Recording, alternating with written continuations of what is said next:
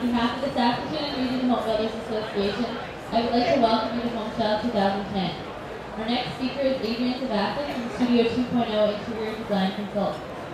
Adrienne started her business in Saskatoon 3 years ago, and due to growing demand has expanded to include an additional designer and business marketing executive. At the Saskatoon and Region Home Builders Association's 2009 Bridges Awards, Adrienne received the Women Building Bridges Award, Professional Service Award, Home Improvement Award, and the Renovation of the Year Bathroom Award. Ladies and gentlemen, please join me in welcoming Adrienne to the HomeStyles stage. Thanks, Sarah. How's everybody doing this afternoon? It's almost supper time, so hopefully you can stay and you're not getting too hungry. You know, maybe some snacks would be great. Maybe Sarah, you could bring us some. Okay, thanks. So this afternoon, well, I'm Adrienne Zavasik, from Studio 2.0. This afternoon we're going to be talking about kitchen renovations and how you as a client can get some tips and ideas from that, and also how a designer can walk you through that process and what that looks like for you. So the topics that we are going to discuss are the different design professionals in the industry. We're going to talk about your kitchen renovation and the design phase that goes through. And just so everybody knows, we are going to be having the slide presentation all the way through, so that make sure you're sitting in a location that you're comfortable for viewing. We also are going to be talking about kitchen renovations and the construction phase, as well as we're going to have a look at some before and after photos of some different projects we've worked on.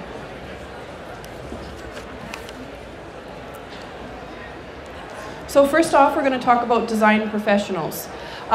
In the industry, we have interior decorators, interior designers, architectural technologists, architects, and structural engineers. And each of these different professionals have a specific purpose in the industry, and it's important to make sure that you're hiring the right one for the job that you have in mind. Just due to time, today we're going to be talking about decorators and designers only. So interior decorator is somebody who works with an already built environment and then does resurfacing or finishing to it. So if that's paint, wallpaper, window coverings, decorative elements, furniture, and that type of elements. So it's working with already an existing environment. An interior decorator does not need to have a professional education, and they do not have a provincial association that they need to be a part of. So it's somebody who has a real keen eye for style, who enjoys decorating and that sort of thing. And a lot of times people confuse an interior decorator and an interior designer. They think they're the same person, but make sure that you're hiring the right person for the job that you have. So an interior designer is somebody who creates an environment. So whether that's manipulating its volume, its size, its shape, by removing walls, changing cabinet layouts, those types of things, especially for your kitchen, that's what it's going to consist of. Removing walls, changing walls, relocating walls, and also adjustments of cabinets, and also bulkheads and ceiling volumes. So an interior designer, they need to have an education from an accredited institution. They also need to be members of their provincial association. And here in Saskatchewan, that provincial association is the Interior Designers Association of Saskatchewan. In short, it's called IDAS. And basically what this means for you as a client is that your designer has gone through the right jumped through the right hoops to make sure that they are on top of things. For myself, being a member of that association, I have to continually get continuing education credits, which means I have to still maintain my education throughout my career to make sure that I'm up to date with different products and knowledge throughout the years. The other thing that's also really important is that they have insurance, liability insurance, errors and omission insurance, and that type of thing. The other thing that your interior designer should be doing or working towards as well is completing their NCIDQ exam. NCIDQ stands for the National Council of Interior Design Qualifications. This exam is an exam that's taken after 7 years of combined education and work experience. And it's similar as, as a lawyer or those types of other professionals where they must take their exam to kind of get to that next level. So if you're having a project like, for instance, a kitchen renovation, and you are wanting walls removed or cabinet layouts changed, that type of thing, hiring an interior designer is what you're looking for. If you're just wanting to do some resurfacing, changing countertops, maybe flooring, that type of thing, definitely hiring an interior decorator could work for you. So next we're going to run through some of the services that we at Studio 2.0 offer. Each design firm has slightly different services based on where they feel their expertise are and that type of thing. But these are the services that we offer, so we'll quickly run through them. So first off, we have design consultations, and that consists of an initial consultation or a one-time meeting with a client where we're going to run through ideas, goals for the project, and just be able to bounce ideas back and forth between yourself and your designer. The next one is the design drawings, and those are AutoCAD drawings that are done for either floor plans or elevations of, for instance, your kitchen. So if you're having a new cabinet layout done, we'll be doing floor plan developments to show where those new cabinets are located, where islands are going, where your seating's going, where your appliances are, that type of information. The next is the electrical design. So in a kitchen, if you're having an entire new lighting system put into place, pot lights, pendant lights, under cabinet lights, those drawings would show that information on them. Then we also have ceiling design, which is if you're having any changes in ceiling heights. So if that's a bulkhead, or if you're wanting to lift the ceiling, skylights, that type of stuff. Millwork design and review, that's working with your millworker to create the best cabinet design for you. So whether that's actually selecting the cabinets, helping with picking accessories inside of the cabinets, and just finalizing all those details that go along with cabinets. Space planning, that's something where it's incorporating the furniture. So if we're ever doing a floor plan layout for you, I will automatically include the space planning in that. So then you'll know that your new furniture is going to fit in there, or that your existing furniture is going to fit into your new space. So space planning is a critical thing to make sure that you don't all of a sudden now have to expand your budget and go and buy new furniture because it doesn't fit into your new space. Product and material selection, that's finalizing countertops, flooring, cabinet colors, fixtures, like plumbing fixtures, lighting fixtures, all those types of things. And basically the advantage to having a designer help you with that too is that we're not only looking for an aesthetic purpose behind these products, we're also looking for the practical value that comes out of them. So whether that, you're worried about in a bathroom having a tile that's too slippery, that type of thing. And then site meetings, that's where we are going to help you through the construction process. Some clients aren't very comfortable with the construction phase. They've never constructed anything or been involved with that. So then we're there to kind of be that guide, to be able to help you through that, to be able to kind of relax a bit. We answer any questions that you might have, just to kind of get you more comfortable with that.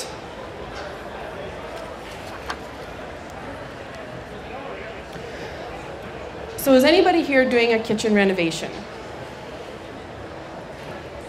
We have about 2 or 3. So basically from this next bit of information, what you're going to be able to get from it is a step-by-step guide of knowing what to expect from a designer when they come to your home, how they can help you with your kitchen design, and specific issues that often arise in a kitchen.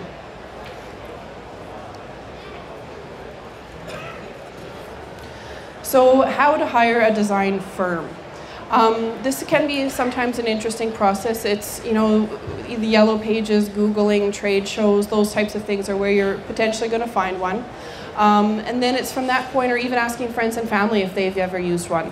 And then you're going to want to phone them and ask lots of questions. You're going to want to find out information about their services. If you feel like the services that they're offering are going to fit with your needs and expectations. From them, you also want to find out what type of education that designer has. Where they went to school, how long they were there, did they pass, those types of things. The other thing you want to find out is what associations they're members of as well. Us at Studio 2.0, we're members of the Saskatoon and Region Home Builders Association, as well as the Better Business Bureau, and I myself am a member of the IDAS, the Interior Designers Association of Saskatchewan, as well as Women Entrepreneurs. And it just shows you as a client that we're working towards meeting all those expectations of those associations to make sure we have that proper accreditation. You're also going to want to find out their process. You want to get a lot of details about that sort of information to make sure that you as a client feels comfortable with the process that that design firm is proposing. You also are going to want to find out about billing and payment. How often are you going to be billed? What is their bill rate? How do they bill you? And be able to compare that between companies and see what you're comfortable with. The other thing you're going to want to obtain as well is references from that company, and make sure that you actually phone the references. A lot of times we have people ask us, and I don't think that they honestly phone them. So it's beneficial to actually phone the references and find out what other people's feedback is about that business. And then a portfolio is another really critical element. You want to have a look at their portfolio, look at past projects that they've done, and see what type of diversity that they have. If you have a design firm that doesn't have a lot of diversity in their portfolio, what that means is that they're designing more towards their personal style rather than the style of their client. And as a designer, my goal is to always meet your expectations and to be able to use your ideas incorporated as much into the project as mine. So it's important that you're happy with that end result.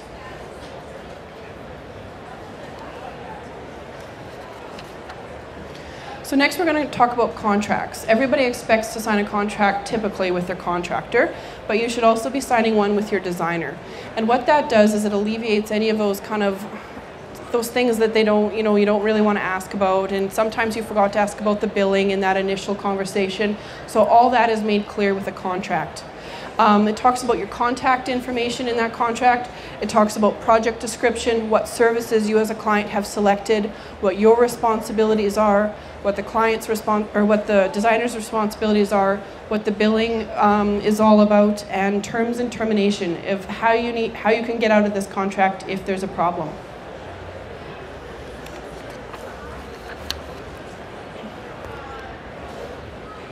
So now that you've decided which design firm you're planning on going with, I usually try and give people a little bit of homework before I show up, so that when I get there, everybody's prepared and has kind of put some thought into what they're wanting out of their project.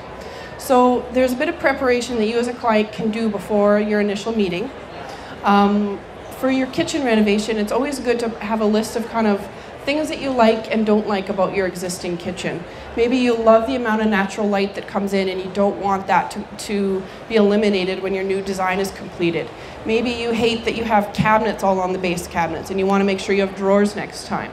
So it's those types of things. Maybe you do a lot of baking and you need more counter space, or you don't have enough storage.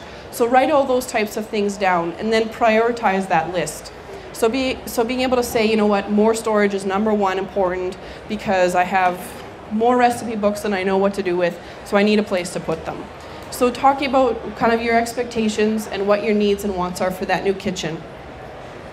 Then you're going to want to think about your goals. Why do you want to renovate? What's the purpose behind it? Is it that you have a growing family and the kids are starting to cook and so they need more space? Is it that you like to entertain and you don't feel like you have that interaction between the kitchen and the living room? Those types of things. So what's your reason for renovating? Then you're going to want to think about your budget. How much do you want to spend on this new kitchen?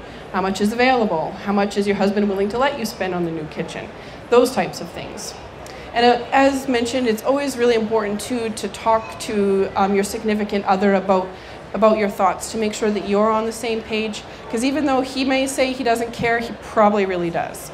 So just ask, just to double check. The other thing to always think about too is timelines. If you have an expectation of, you want your kitchen done before Thanksgiving because you're hosting and everybody's coming over, so you need that oven done so you can do the turkey.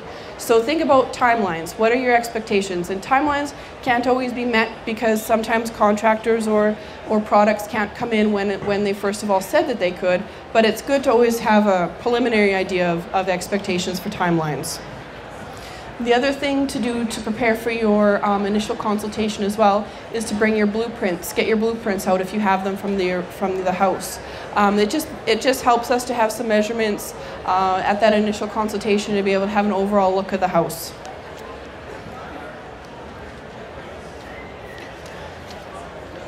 So the day has arrived when I show up. Everybody's excited, right? Yes, I see smiles, so that's a good thing.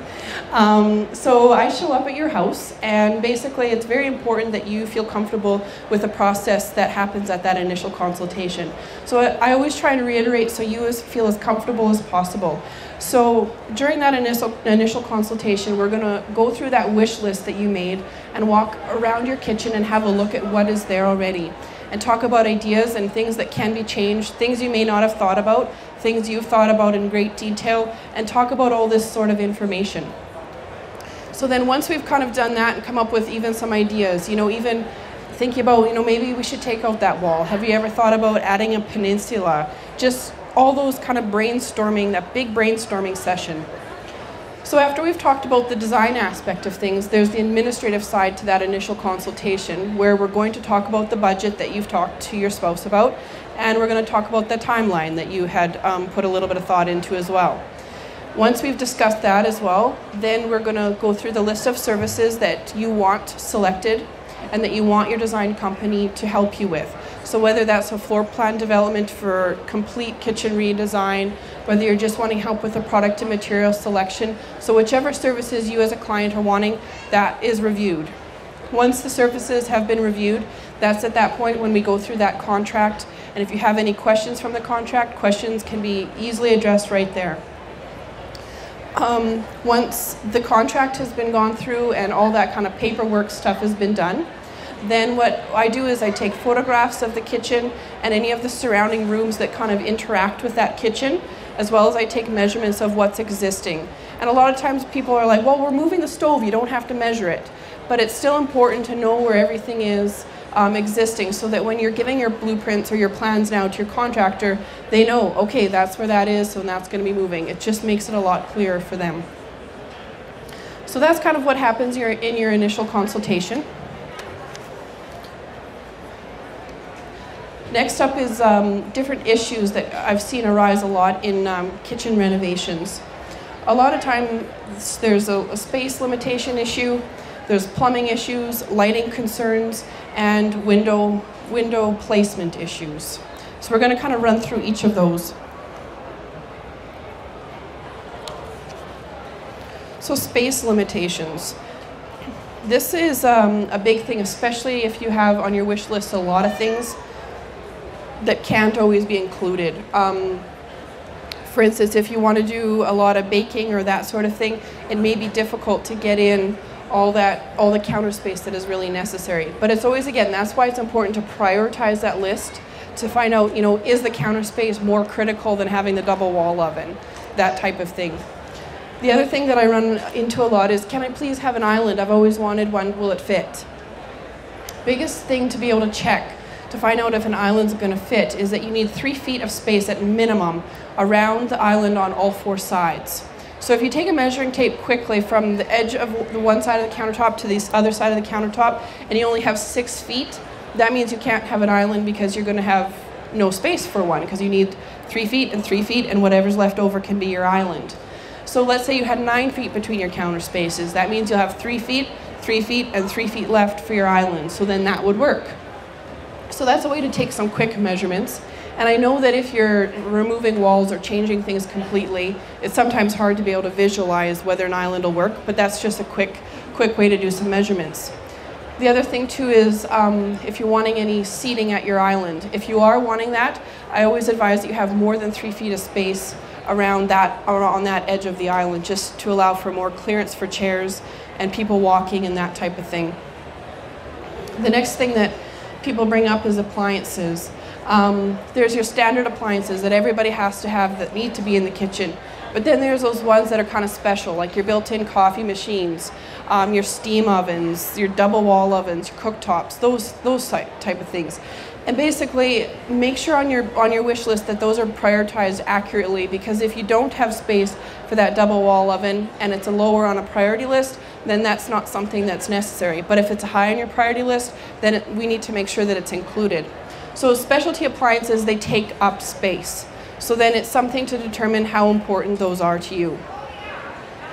The other thing that takes up a lot of space is ample amount of storage. Everybody always wants more storage in their kitchen, and they deserve it. However, depending on the size of your kitchen, you may not always be able to get more storage out of it. Some ways to easily do that is sometimes your upper cabinets don't go all the way to the ceiling. So if they are bumped now all the way up to the ceiling, you usually have approximately another foot of storage. So that's one way to easily get more storage. The other things are wall pantries and corner pantries. Those can help to add a lot of storage into them. But the thing is making sure that you always have good accessories or adjustability within those, so that it's an organizational system rather than just jam stuff into the pantry and hope you find it later. The other thing that's always really great is making sure that you have drawers on your base cabinets rather than a door system. Because if you have drawers, you're not going to lose the Jell-O or the OXO at the back any longer. You'll be able to pull it out and see it, rather than getting on your hands and knees and being like, I knew it was in here somewhere, but I can't find it any longer. So drawers are a lot better of an organizational system for your base cabinets than doing doors. The other thing that's really great is kitchens have come out with a lot of great accessories now. Corner units, whenever you have a corner or a transition point, they usually waste a lot of space. But they've come up with some really creative ideas now that are starting to use up better space. They have kidney-shaped pullouts where they actually swing completely out into the middle of the floor space. There's drawers that can be used in corner units. So there's lots of different innovative ideas. So the biggest thing is getting your designer to help you to find out what is there, going to kitchen places that have great accessory options, and asking.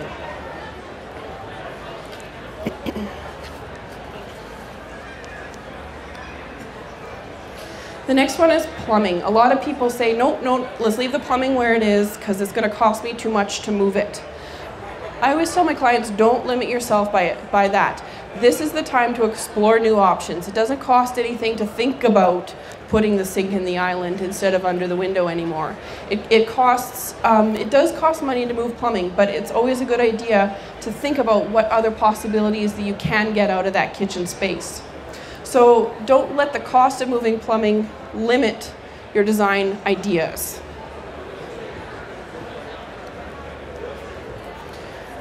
The next one's lighting. In a kitchen, lighting is very critical because it's an area that you do a lot of specific tasks in.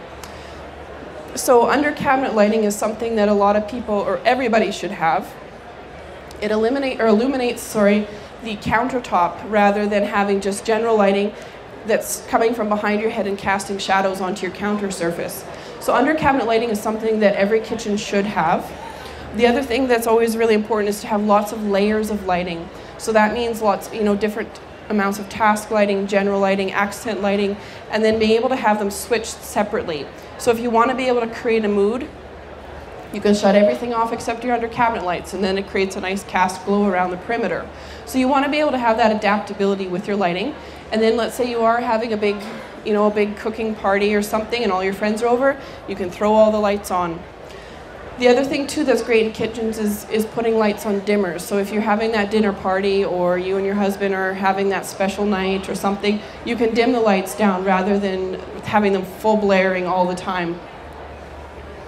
So layers of light are always very critical. The other thing that's always great too is with a lot of the new floor plans, they're very open. So there's many entrance points to get into your kitchen. So having switches at the critical entrance points are important so that you can turn all your lights on at one point and turn them all off at the other point. There's nothing more frustrating than having your island lights only in one location, and you always have to be running back and forth to turn them on and off.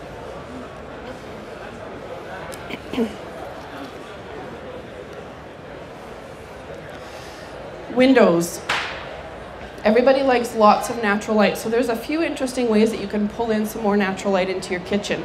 You can do windows between your upper cabinets and your base countertops, and you're not going to be able to you won't be able to see out of them, or most people won't, especially me. However, it creates a lot of natural light in the space. The other place that's a great place to put windows as well is above the upper cabinets if you don't want them going all the way to the ceiling. It again pulls more natural light into the space. The other concern with windows is if, let's say, you're trying to expand your kitchen and you want to take up part of your dining room space. But your dining room then usually has windows that go lower to the ground, and you're like, but I need that wall space for cabinets. So it's finding that balance between how much windows you want versus how much cabinets or wall cabinets you need. And there is ways to be able to work around that with creative design, and that's what your designer will be there to help you with. But it's something to think about. Is that meaning you're replacing the windows so that they are higher off the ground, but then that brings up the issue, then your exterior needs to be refinished. So it's always a balancing act between what look you want, what functionality you want, and how much you have to spend.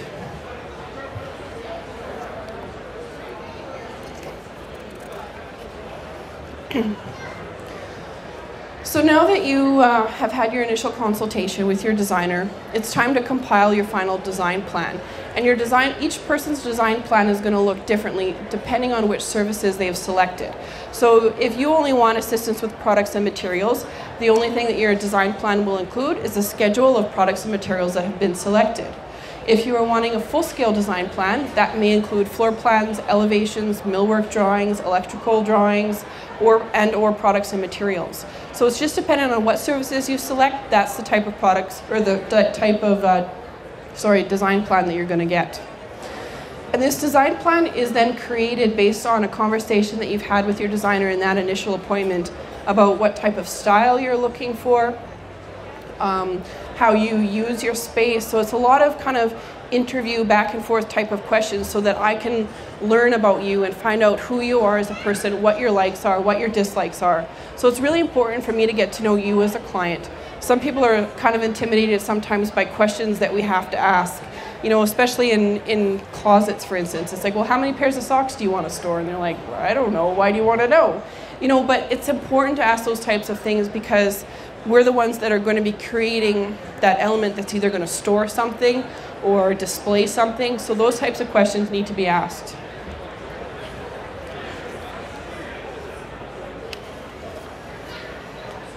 So next we're going to run through some tips for some kitchen designs that you can take home today.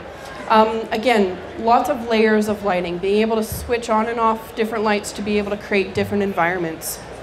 The next one is a French door fridge. If you have to purchase a new fridge, going to the option of having a French door fridge is a great thing because what it is it's a half the door distance comes out rather than this big 32-inch door pulling out. You only have like a 15, 16-inch door swinging into any traffic space.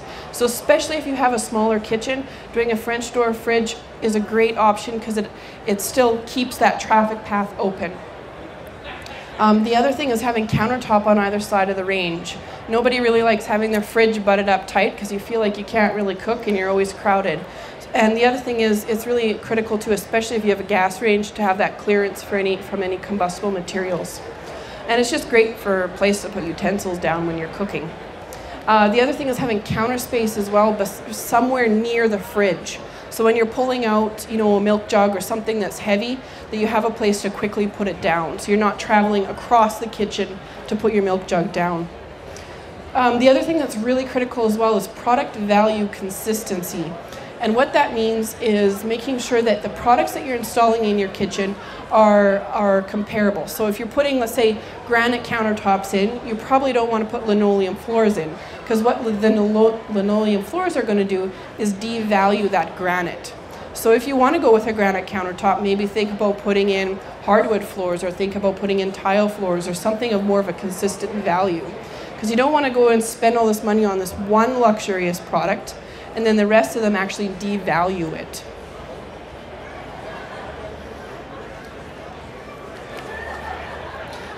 So that is, then takes us to the end of the design phase.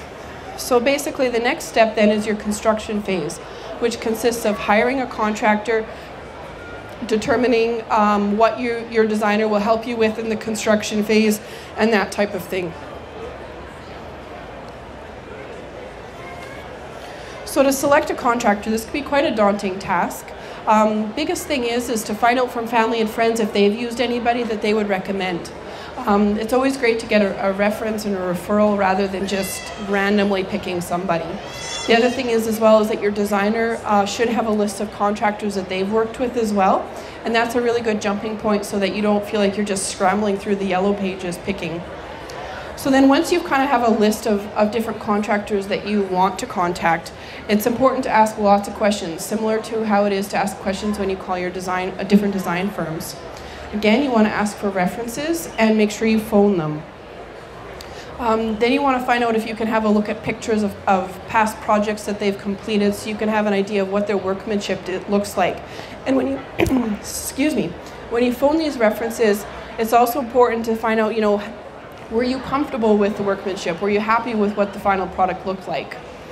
The other thing that's also critical is to find out if they have workers' compensation and if they're licensed to do the work that you've asked them to do. And making sure they have proper insurance. Finding out what type of associations they're also members of, that also is a big asset, similar to how it is when you're looking for designers. And the bottom line is trust your gut feeling. How did you feel talking with that person on the phone? Were they feeling rushed? Did they feel like they didn't give you enough time? Did they answer all your questions? You know, trust your gut feeling. It says a lot. So next you may be asking, does my designer leave me because I don't want them to? So they don't have to. Depending on what services you've selected. If you're comfortable with the construction phase, you may not need your designer to stick around. If you're uncomfortable with it and you've never done it before, then you may want them to stay on board. And this is a great question too to ask your designer when you make that initial contact with them, is finding out from them what type of construction experience or background they have. Do they have an understanding in it? Do they know what's actually going on? You know, those types of things. Because if they don't, then that's not something that you're going to want them to help you with. Basically your designer is there during the construction phase just to answer any questions you may have. They can be there for different walkthroughs that your contractor requests you to be there for.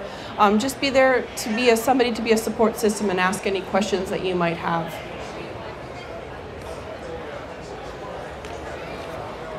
So now that your project is complete, I know renovations can be very stressful, and one thing to always think about, especially in a kitchen renovation, is where are you going to be cooking for these many months that your kitchen is going to be out of your house for.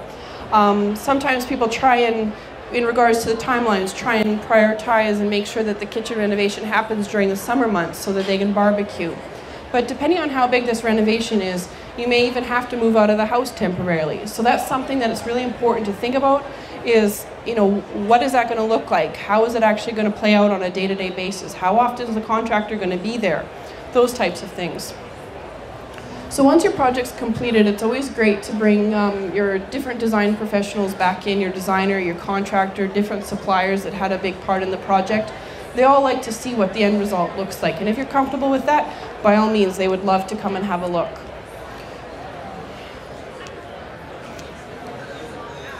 So next we're going to run through some before and after pictures. We have some kitchen renovations, and we also have some basement developments that we've done. This first project was a house that was built in 1950, and the original kitchen was a very small kitchen. As soon as you tried to turn around, there was a door opening or something always in your way. So it was basically a one-person kitchen. And the dining room was so small. There was a family with three young children. The dining room was so small you couldn't even really put a table in there. So it was a very, very impractical layout. So what they decided with our help is that they wanted to take out that center wall between the kitchen and the living room, and then open up the kitchen to take up the entire dining room space. And this is where that window issue that came into play, where we were talking about where windows are lower to the ground. This client had actually worked out perfectly for them, because that window that was in the dining room was the exact same size as the window in the kitchen. So it worked out well, but if you can imagine that window going lower to the floor, if that was something that you had in your house, that could be an issue that you need to address. So basically with the changes, they ended up with tons more counter space. They have the sink facing the living room, so they have that interaction for entertaining. They have a table that's attached there to the island, fireplace, and a beautiful layout. So then we have some before and after pictures of that kitchen. So as you can see, there was really no counter space that really anything could be done with in the before, and now afterwards there's seas of it.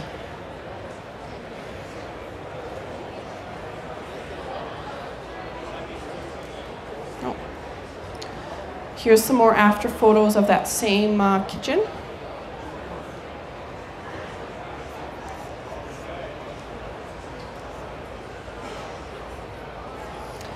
This next kitchen renovation was a family of three. They had a young son, and they like to do a lot of entertaining with their friends, but they couldn't have that. They couldn't have people in the kitchen because there was no place for them, and then when they were in the living room, they couldn't interact.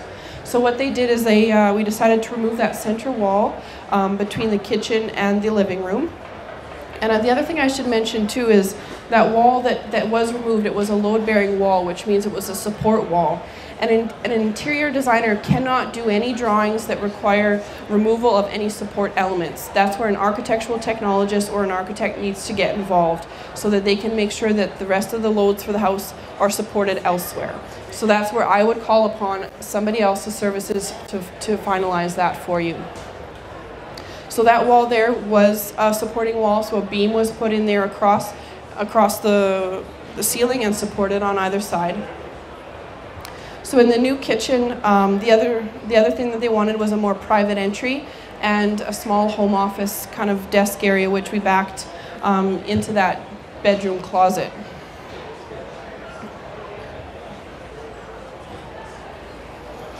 So on the left we have the before picture, and on the right we have the after picture of that same kitchen. The other really nice thing that we did in this one is we did move the plumbing for the sink, because the original sink was just staring straight at a wall. So there was no view or purpose to where that sink was. So what we decided to do was move the plumbing for that sink and put it underneath the window so that it could look out the backyard. Here's a couple more views of that same kitchen.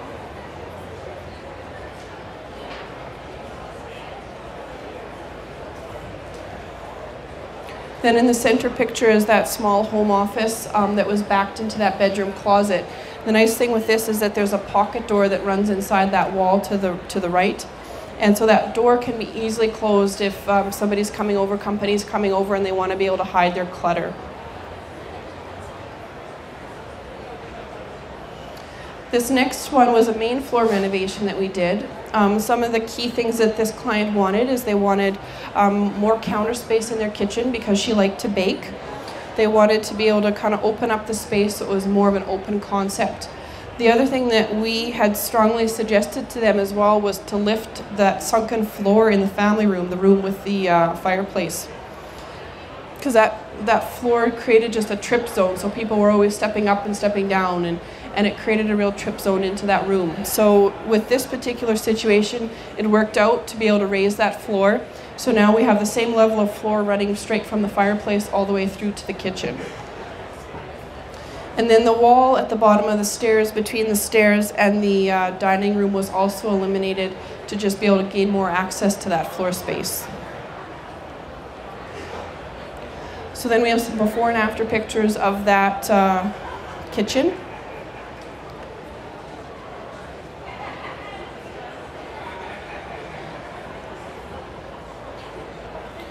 The other thing we did was also add some additional storage that she had overflowing from the kitchen, and we did some additional cabinets that were in that dinette area.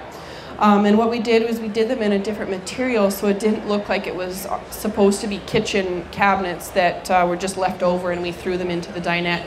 So it was a different color of wood that we did. Then we have a before and after picture from that family room view. You can see where that railing was, where that step down was.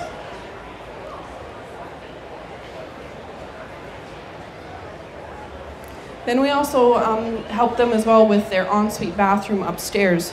They had a very small shower that had some shelving behind it. And what we did for that, to be able to expand that shower, is we removed the shelving behind it and then created one large shower with a glass divider between the toilet and the shower. And then that brought a lot of extra storage, shelving, and light into the shower for them, and just made it a lot more comfortable for showering.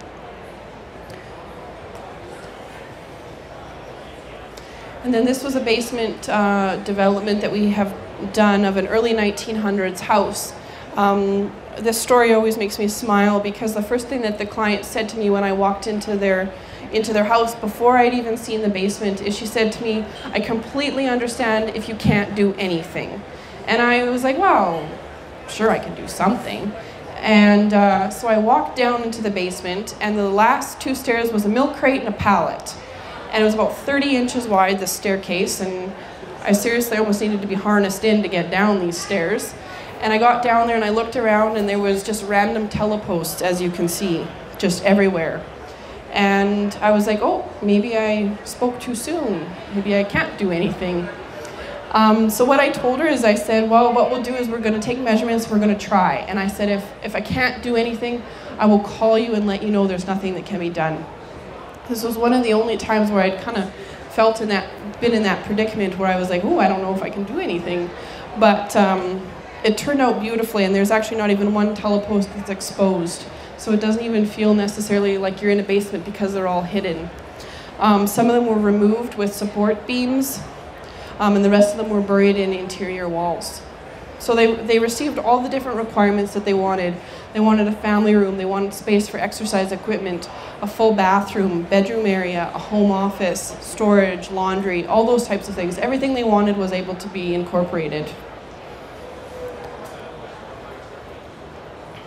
So on the left we have a before picture of that undeveloped basement. And when I look at it, I still imagine it worse than what the picture shows. So take that and amplify it a bit. And then on the right, we have the picture of the after picture of the family room area. And then we have the hallway that runs from the stairwell to the family room area on the left, and a picture of the home office on the right. Then a couple photos of the bedroom. So you can see the transformation from that original before picture with all the teleposts to this finished final product. So that brings me to the conclusion of my presentation. If anybody has any questions, I'll be here at the stage for a little bit, or at booth 315, which is right behind Rockscapes, right behind you. The other thing that I'm going to point out as well is we have some marketing material on this side table that you can go ahead and grab. And we also write a monthly magazine called Design Perspective. And there's copies of it here that can be picked up, and they're about basement developments this month. But each month is just different design ideas and tips, and those get sent to your inbox. So if you want to receive that on a monthly basis, if you head to our booth, we can sign you up to receive them. Thank you so much.